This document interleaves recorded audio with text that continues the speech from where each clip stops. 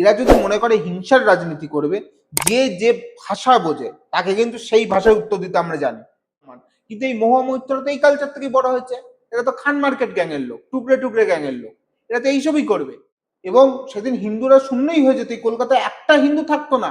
এরা কোথায় ছাত্র সুলভ কোনো আচরণ আছে? বয়স দেখুন তো, কবে কলেজ থেকে পাস করে গেছে এরা।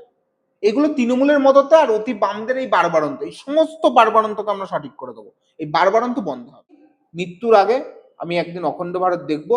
লাহোরেও ভারতবর্ষের তেরঙ্গা পতাকা উঠবে, গৈরিক ধ্বজ উঠবে, ঢাকাতেও উঠবে।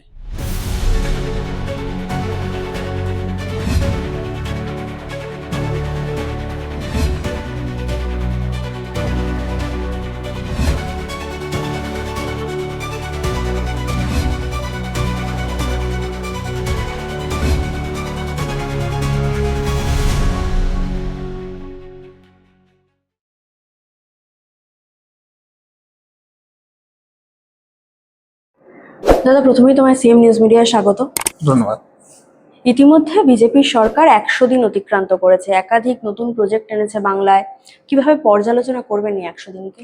দেখুন, এই 100 দিনের কাজ বিগত 50 বছরে, প্রথম 34 বছর সিপিআইএম আমল এবং তারপরের 15 বছরে একটু বেশি তৃণমূল আমল, অর্থাৎ প্রায় 50 বছরে বাংলার যে ক্ষতি হয়েছে সেই ক্ষতিতে প্রলেপ দিয়ে বাংলাকে এগিয়ে নিয়ে যাওয়া হয়েছে। বিগত 50 বছরে যেভাবে কারখানা বন্ধ করে দেওয়া, প্রথম 34 বছরে আর তার পরের 15 বছরে কারখানাগুলোকে প্রমোটিং করা, যে কালচার তৈরি হয়েছিল, সেখানে দাঁড়িয়ে কারখানার গেট আবার নতুন করে খুলে দেওয়ার কাজ করেছে বিজেপির সরকার 100 দিনে। শুধুমাত্র তাই না, নতুন শিল্প বিনিয়োগ নিয়ে আসা এবং বাংলায় একটা স্বচ্ছতার সঙ্গে সরকার চালানো, দুর্নীতিমুক্ত প্রশাসন চালানো, নারীদের সুরক্ষা দেওয়া। যেখানে ধর্ষণের ঘটনা ঘটেছে, ডাইরেক্ট এনকাউন্টার হয়েছে। মানে মহিলাদের সুরক্ষা, স্বচ্ছ নিয়োগ থেকে শুরু করে, কর্মসংস্থান থেকে শুরু করে, শিল্পায়ন থেকে শুরু করে, এবং সর্বোপরি ভয় মুক্ত একটা সমাজ দেওয়া, এই কাজটা ভারতীয় জনতা পার্টি করেছে। এবং ভারতীয় জনতা পার্টির নেতৃত্বে এই রাজ্যে রাম রাজ্য প্রতিষ্ঠা আগামী দিনে হবে। সেই রাম রাজ্যের দিকেই ভারতীয় জনতা পার্টি এগোচ্ছে। আমরা দেখেছি যে বিজেপি সরকার ক্ষমতায় আসার পর দেশভাগ নিয়ে আলোচনা করছে, বিভাজন বিভীষিকা বলে কর্মসূচি করেছে, 1 সপ্তাহ ধরে স্বাধীনতা দিবসের অনুষ্ঠান পালন করেছে, এমনকি গ্রেট ক্যালকাটা কিলিংস ডেও তারা পালন করেছে। কিন্তু আগের রাজ্য সরকার এগুলো কোনোভাবেই করেনি, কোনোভাবে ভুলিয়ে দিতে চেয়েছিল দেশের ইতিহাসকে। দেখুন, ভারতবর্ষের ইতিহাসকে পুনর্লিখন করা প্রয়োজন রয়েছে। আপনি যদি ব্যক্তিগতভাবে মনে করেন, দেখুন, ব্যক্তি নীলভ ব্যানার্জি তার আইনজীবী সত্তা বা ভারতীয় জনতা পার্টির একজন কার্যকর্তা সত্তা বাদ দিয়ে ব্যক্তি নীলভ ব্যানার্জির জীবনে যদি কোনো স্বপ্ন থেকে থাকে, একটা স্বপ্ন ছিল পশ্চিমবঙ্গ থেকে তৃণমূল উৎখাত হয়ে রাষ্ট্রবাদী সরকার হবে, সেটা পূর্ণ হয়েছে। আমার জীবনে আর একটা স্বপ্ন আছে, জানি না এই জীবনে দেখে যেতে পারবো কিনা, সেটা হচ্ছে অখণ্ড ভারত। কারণ আমরা সেই অখণ্ড ভারতের স্বপ্ন দেখি, সেই ইতিহাসকে জানতে চাই, যে ইতিহাসে চোল ছিল, যে ইতিহাসে মৌর্য ছিল, যে ইতিহাসে গুপ্ত সাম্রাজ্য ছিল, যে ইতিহাসে শিবাজির স্বপ্ন ছিল, যেই ইতিহাসে মধ্যে ধামাচাপা পড়ে গেল মহারানা প্রতাপের বীরত্ব। আমরা এই ইতিহাস, যে ইতিহাসের ইসলামিকীকরণ হয়েছে, যে ইতিহাসে সোহরাওয়ার্দীকে মহান ব্যক্তি হিসেবে দেখানো হয়েছে, যে ক্যালকাটা কিলিং এর মেন কসাই খুনি ছিল সেই সময়, যার মাথা থেকে এই গ্রেট ক্যালকাটা কিলিং, যাকে গ্রেট বলে, আসলে তো গ্রেট না, এটা ক্যালকাটা কিলিং, সেই ক্যালকাটা কিলিং এর মতো একটা নারকীয় ষড়যন্ত্র বেরিয়েছিল। সেই সোহরাওয়ার্দী, সেই বাবর, আকবর, হুমায়ুন, যারা ভারতবর্ষকে লুট করতে এসেছিল, যে শগুন মুঘল পাঠানরা ভারতবর্ষকে লুট করছে, এই লুঠেরাদের ইতিহাসকে মুছতে চাই। এবং আমরা ভারতীয় হিসেবে সেই অখণ্ড ভারতকেও দেখতে চাই, যে ভারত মা কালে কালে ইসলামিকীকরণের জন্য ভারত মায়ের অঙ্গচ্ছেদ হয়েছে। কখনো আফগানিস্তান অঙ্গচ্ছেদ হয়েছে, কখনো নেপালের অঙ্গচ্ছেদ হয়েছে, কখনো ভুটানের অঙ্গচ্ছেদ হয়েছে, কখনো শ্রীলঙ্কার অঙ্গচ্ছেদ হয়েছে। এবং 47 সালে তো আমরা প্রত্যেকেই জানি ভারত ভেঙে পাকিস্তান তৈরি হলো, কংগ্রেস এবং মুসলিম লীগের যৌথ ষড়যন্ত্রে, এবং কমিউনিস্টেরও সেখানে মদত ছিল। এবং সেই ভারত ভেঙে পাকিস্তান তৈরি হলো, পরে পাকিস্তান ভেঙে বাংলাদেশ। তো সেখানে দাঁড়িয়ে আমরা সেই অখণ্ড ভারত মা, 47 সালের আগে যে আমাদের ভারত মাতা ছিল, যে অখণ্ড ভারত মাতার স্বপ্ন মহারানা প্রতাপ দেখেছিলেন, শিবাজি দেখেছিলেন, ঋষি অরবিন্দ দেখেছিলেন, সেটা আমি দেখতে চাই। এই স্বপ্নটা আমার রয়েছে। আর আশা রাখি মৃত্যুর আগে আমি একদিন অখণ্ড ভারত দেখব। লাহোরেও ভারতবর্ষের তেরঙ্গা পতাকা উঠবে, গৈরিক ধ্বজ উঠবে, ঢাকাতেও উঠবে। তুমি এই অখণ্ড ভারতের কথা বলছিলে, মূলত আরএসএস দ্বারা ছোট ছোট সম্মেলন করছে, কিন্তু সেইভাবে তারা এখনো মানে গোটা রাজ্যবাসী বা ভারতবাসীর কাছে পৌঁছে যেতে পারেনি। এই বিষয় নিয়ে কি বলবে? দেখুন, একটা জিনিস তো একদিনে হবে না, কিন্তু অখণ্ড ভারত আমাদের প্রত্যেকের ভারতীয় স্বপ্ন। আমি আপনাকে আগেই বললাম যে ভারতবর্ষ আমাদের কাছে মায়ের মতো। বন্দে মাতারামে আমরা কি বলছি, মাকে আমরা সেখানে সম্বোধন করছি।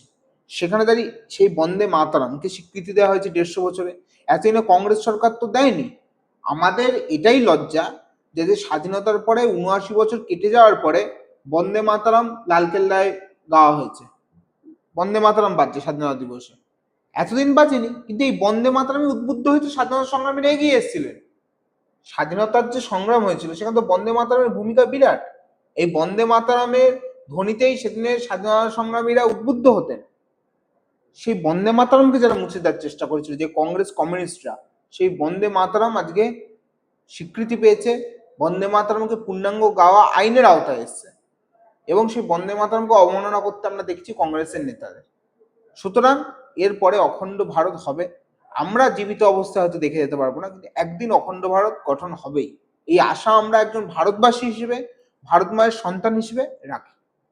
এতদিন এই যে গ্রেট ক্যালকাটা কিলিংসের কথা আমরা বললাম, সেই দিনই তৃণমূল কংগ্রেসের তরফ থেকে পালন করা হতো খেলা হবে দিবস, আর এবার সেখানে বিজেপির রাজ্য সরকার তারা পালন করবে আয়ুষ্মান দিবস। দেখুন, তৃণমূলও নেই আজকে, খেলাও নেই, খেলা হওয়ারও জায়গা নেই। তৃণমূল পার্টি তো নেই, পার্টি উঠে গেছে। আর যে ক্যালকাটা কিলিংসের যে ঘটনা 16ই আগস্টের, এটা তো কেউ ভুলে যাওয়ার মতো নয়। কি করে ভুলে যাওয়া যাবে? সেদিন তো সম্পূর্ণ কলকাতা শহরকে, শহরতলিকে হিন্দু শূন্য করার যে চক্রান্ত হয়েছিল সোহরাবুদ্দিন নেতৃত্বে, কমিউনিস্টরা সেখানে সহযোগিতার পালন করেছিল, এবং সেদিন হিন্দুরা শূন্যই হয়ে যেত। এই কলকাতায় একটা হিন্দু থাকতো না। এই সম্পূর্ণ পশ্চিমবঙ্গকে পাকিস্তানের অন্তর্ভুক্ত করার একটা ষড়যন্ত্র ছিল ক্যালকাটা কিলিংস, এবং পরবর্তীতে বাংলাদেশের অন্তর্ভুক্ত হতো। সেই জায়গাটাকে রুখে দিয়েছিলেন একজন মানুষ, তার নাম গোপাল মুখোপাধ্যায়। ইতিহাসে দেখুন তার নাম পাবেন না, কারণ ইতিহাস যারা লিখেছে তারা ইসলামিকীকরণ ইতিহাসের করেছে। এই ইতিহাসের ইসলামিকীকরণ মুছে ভারতীয়করণ করতে হবে, এবং এই ভারতীয়করণ যখন হবে তখন দেখুন গোপাল মুখোপাধ্যায়দের নাম ইতিহাসে স্বর্ণাক্ষরে লেখা থাকবে। কারণ গোপাল মুখোপাধ্যায় সেদিন ছিলেন বলে আজকে আমি নীলাভ ব্যানার্জি, আমার মতো বাঙালি হিন্দু, আপনার মতো বাঙালি হিন্দু এই কলকাতা বা শহরতলিতে বসবাস করতে পারছে। নইলে আমরা এখানে থাকতাম না, আমাদের পূর্বপুরুষকে ছেড়ে রাখা হতো না। এই সহজ সরল ইতিহাসটা অনেকে মিথ্যাচার করেছে, ভুলিয়ে দিয়েছেন, রাজনীতির স্বার্থে করেছেন। একটু অন্য প্রসঙ্গে আসি। কলকাতা পুরসভার 1 কিলোমিটারের মধ্যে ফ্রি স্কুল স্ট্রিট, সেখানেই একটা গোটা বিল্ডিং এ অজস্র হোটেল এবং আগুন লাগে।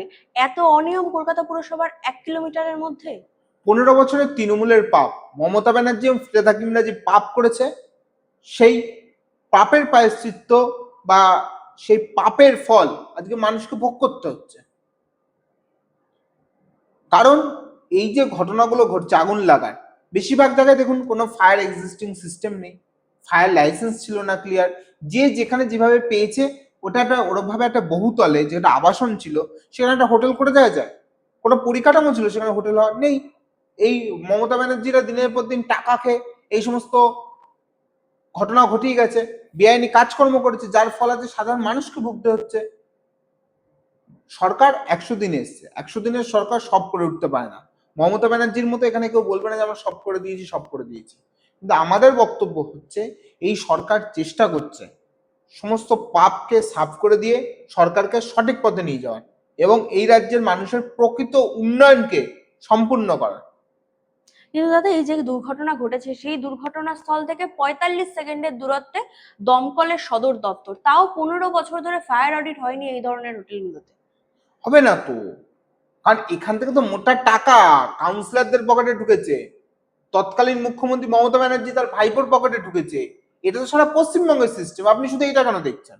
সারা পশ্চিমবঙ্গে কত কারখানায় আগুন লেগে মানুষ মারা গেছে, কত জায়গায় আবাসনে আগুন লেগে মারা গেছে, কত হোটেলে এরকম আগুন লেগে মানুষ মারা গেছে। কারণ এটাই তো সিস্টেম, বেআইনি নির্মাণ, প্ল্যান ছাড়া নির্মাণ, এবং ফায়ার সিস্টেম বা fire existing system, fire clearance certificate না থাকা সত্ত্বেও এই যে বেআইনি নির্মাণ গজিয়ে ওঠা, এর ফলাফলে যে মানুষকে ভুগতে হচ্ছে।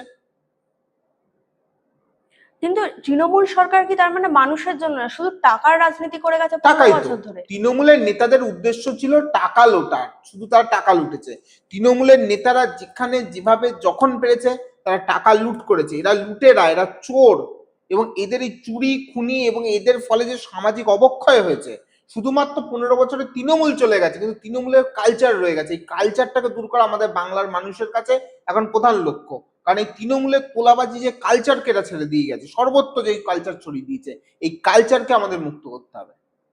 না, আমরা দেখেছি ভোটের আগে 8ই জানুয়ারি আইপ্যাকের দফতরে তল্লাশি চালানো হচ্ছিল এবং সেই সময় মমতা বন্দ্যোপাধ্যায় একাধিক ফাইল ল্যাপটপ নিয়ে বেরিয়ে আসেন এবং তারপর তার বিরুদ্ধে তদন্ত শুরু হয়। কিন্তু তখন সেই সময় তিনি সিবিআই তদন্তে নারাজ ছিলেন, কিন্তু এখন তিনি নিজেই বলছেন সিবিআই এর তদন্ত করা হোক এই বিষয় নিয়ে। দেখুন, তাহলে আত্মসমর্পণ করছেন কি?